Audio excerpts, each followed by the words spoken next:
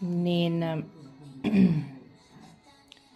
tein tosiaan tänään töissä julisteen, joka oli aiheena tunne, ja se piti olla semmoinen typografia aiheena, joka tarkoitti niin semmoista, että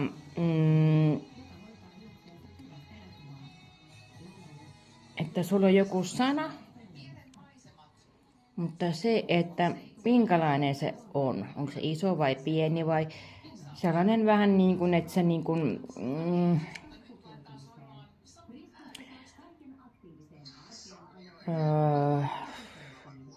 se niin kuin se teksti niin kuin elää siinä. Ja se voi olla erilainen, kun se teksti on siinä.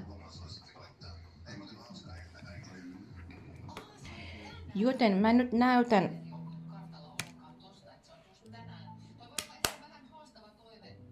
hetkonen vaan.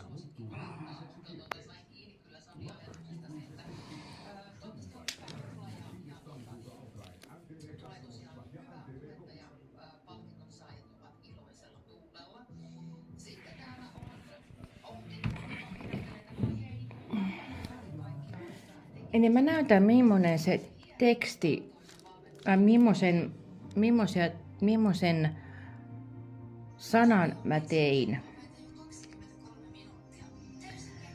Mulla oli 2 sanaa. Yksi oli rauhallinen, toinen oli ilo. Eli mä nyt yritän tässä nyt näyttää, eli mä näytän, miten mä yhden sanan tein. Mä nyt piirrän tähän.